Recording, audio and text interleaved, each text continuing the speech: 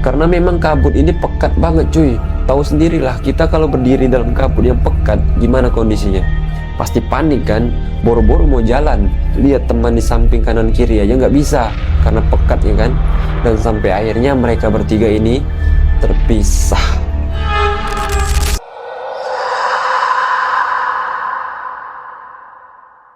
Assalamualaikum warahmatullahi wabarakatuh. Sebelum kita masuk ke ceritanya, silakan kalian siapin kopi, pasang headset, tarik selimut, matikan lampu kamar, dan selamat menonton.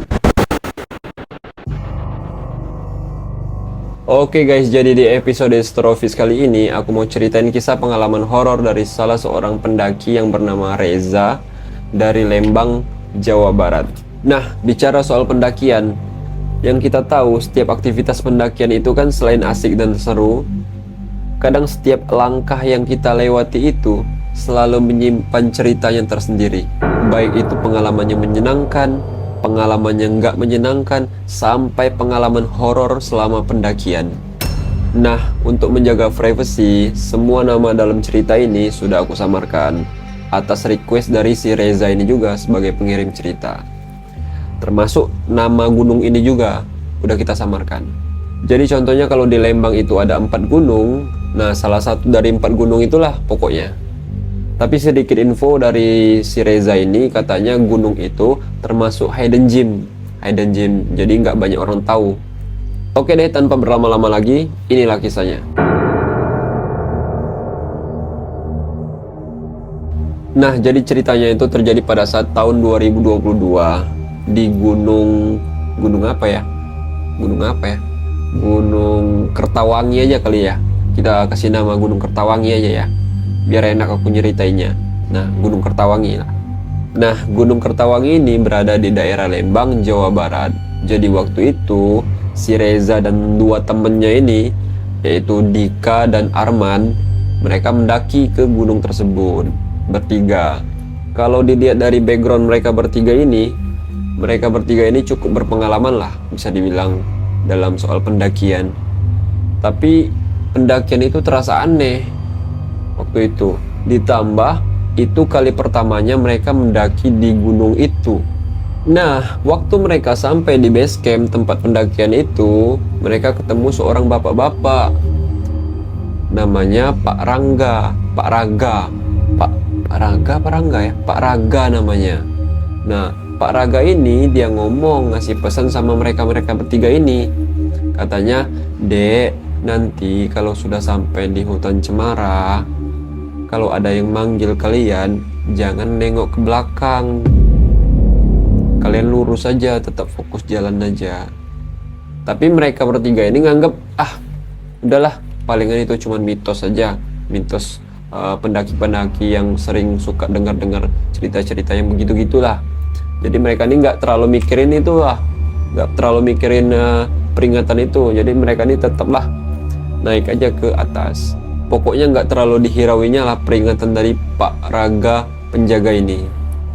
Sampai di titik tertentu, tiba-tiba kabut turun cepet banget. Yang awalnya jalan itu jelas lurus, tiba-tiba bergeser, kayak pindah posisi gitu. Ngeri kali cuy. Yang pertama kali merasakan ada yang aneh itu si Dika. Si Dika ini ngomong sama temennya, siapa tadi yang manggil aku dari belakang? Padahal Reza dan Arman ini ada di depannya. Nah, siapa yang manggilnya? Nah, dari situ mereka merasa ada yang aneh dari tempat ini. Ada yang gak beres sama tempat ini. Gak lama setelah maghrib, Arman juga tiba-tiba nanya, "Zah, kamu tadi manggil aku ya? Kayak ada yang manggil, Man, tunggu," gitu. Tapi si Reza ini yakin banget dia nggak manggil siapa-siapa.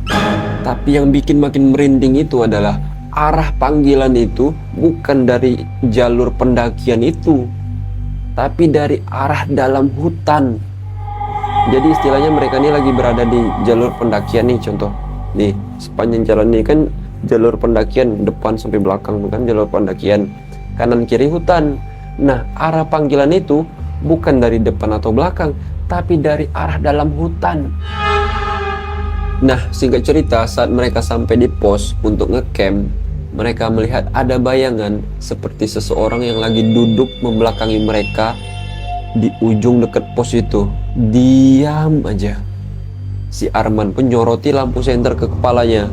Begitu cahaya sampai, bayangan itu pun hilang, lenyap gitu aja. Bukan lari atau jalan pergi, tapi benar-benar hilang. Sampai malam itu mereka bertiga ini nggak bisa tidur nyenyak dalam tenda.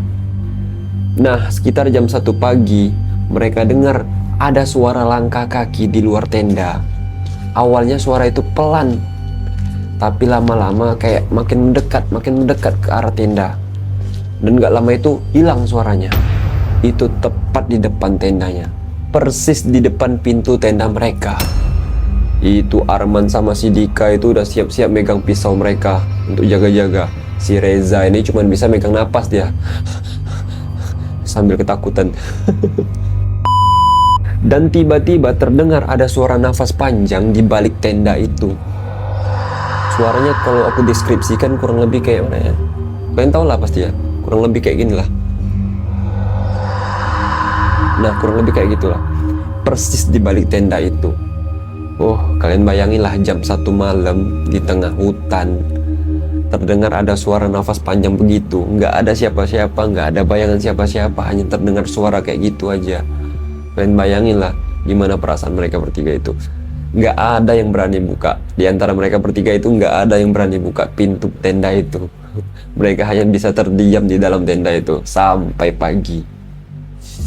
Dan setelah semalaman mereka semua nggak bisa tidur nyenyak, keesokan paginya mereka lanjut jalan. Tapi ada yang aneh. Jalan yang mereka ingat kemarin itu tiba-tiba berubah total. Patokan batu hilang, pohon penanda nggak ada. Kayak malam tadi itu gunung ini berubah bentuk. Tapi ya udahlah, mereka nggak mau terlalu mikirin hal itu. Jadi mereka coba untuk tetap fokus lanjut jalan aja ke puncak. Berharap itu hanya perasaan mereka aja. Tapi ketika baru beberapa langkah aja di perjalanan, mulai ada lagi sesuatu yang aneh. Ada suara langkah kaki keempat. Paham nggak kalian? Mereka kan bertiga tuh. Jadi ada terdengar suara langkah kaki keempat. Jadi ketika mereka bertiga ini jalan, ada terdengar satu langkah kaki lagi. Yang lebih mengerikannya lagi, suara langkah kaki keempat itu selalu ada di belakang mereka. Ya Allah. Nah, ketika mereka sampai di persimpangan yang seharusnya nggak ada di peta mereka, tiba-tiba kabut turun lagi. Pekat banget, sampai-sampai mereka nggak bisa ngelihat satu sama lain. Kurang lebih jarak 2 meter aja mereka udah nggak bisa lihat satu sama lain, saking tebelnya kabut itu. Dan di tengah kabut itu, si Reza ini dengar kayak ada suara perempuan yang manggil, "Re, kesini, ikut aku." Spontan Reza ini langsung noleh kan. Dan di saat itu juga dia merasa kayak ada yang narik dia ke samping. Si Arman ini sempet nahan si Reza ini, nahan tasnya itu. Tapi keburu Reza ini hilang dalam kabut itu. Karena memang kabut ini pekat banget cuy. Tahu sendirilah kita kalau berdiri dalam kabut yang pekat, gimana kondisinya? Pasti panik kan? Boro-boro mau jalan, lihat teman di samping kanan kiri aja nggak bisa karena pekat ya kan. Dan sampai akhirnya mereka bertiga ini terpisah. Sampai si Reza ini jalan hampir 2 jam sendirian tanpa ditemenin temannya. Entah kemana temannya itu kan. Terpisah mereka nih kan. Tapi suara langkah kaki keempat itu masih terdengar cuy. Seolah masih ngikuti dia. Ditambah sesekali terdengar suara-suara yang sama manggil-manggil namanya.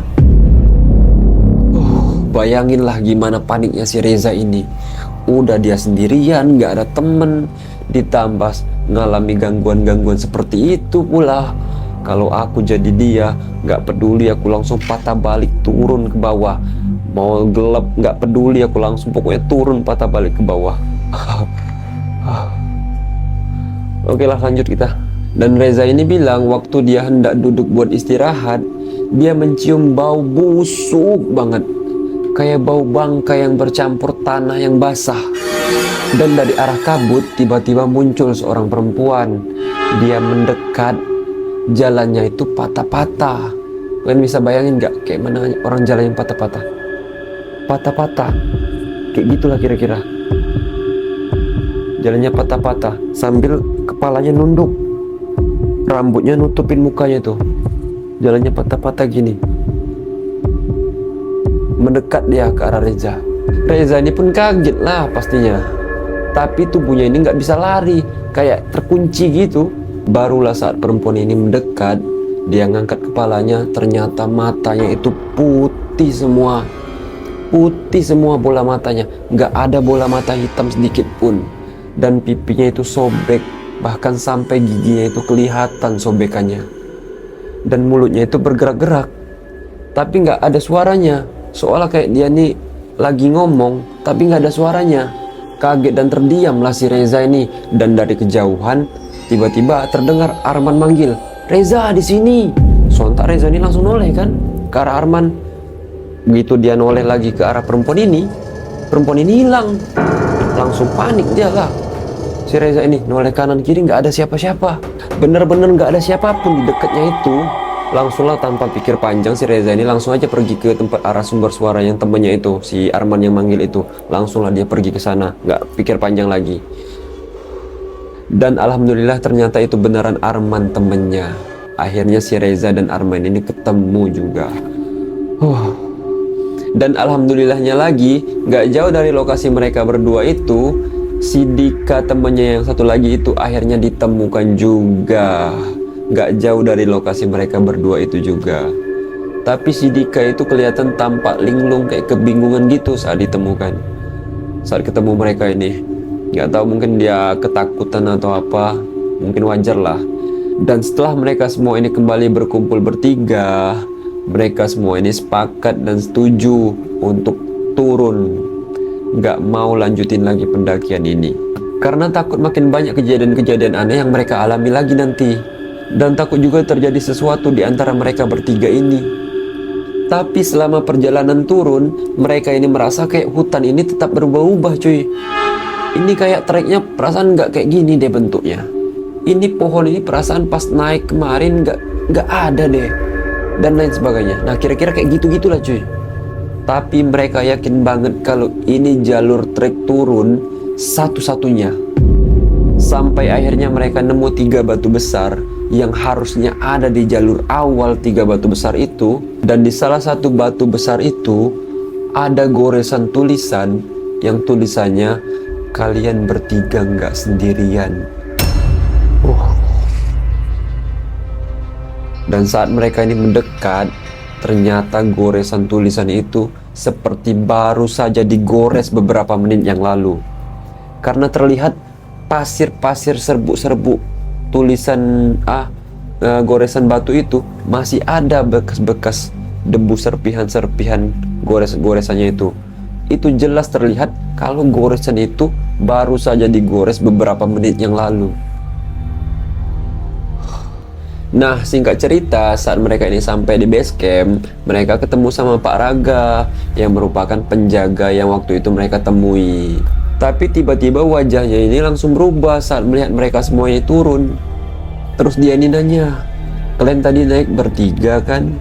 Ya mereka ini jawab lah, "Iya Pak, kenapa?" Tapi dia ini diam, Pak Raga ini diam. Penasaran lah mereka nih kan, apa sih maksudnya Pak Raga ini? Penasaran mereka kan. Dan gak lama itu tiba-tiba Pak Raga ini bilang lagi, "Tadi saya lihat kalian turun berempat." Langsunglah Reza, Dika sama si Arman ini melotot matanya. Kaget, shock kan. Wajahnya pucat. "Bapak jangan bercanda Pak," kata mereka nih. "Beneran Bapak nggak bercanda," kata Pak Raga ini. "Tadi jelas Bapak lihat kalian turun berempat." "Berempat? Siapa satu lagi Pak?" kata mereka ini. Sambil tarik napas, Pak Raga nih mencoba untuk menenangkan diri kan, biar nggak panik. Baru Pak Raga nih jawab, "Jadi kata Pak Raga, yang satunya itu jalannya paling belakang, badannya ada, tapi kakinya nggak nyentuh tanah." Suasana base camp pun tiba-tiba sunyi. Angin yang tadinya berhembus biasa aja tiba-tiba berhembus dingin banget. Pak Raga pun akhirnya nyuruh mereka semua ini untuk duduk lagi.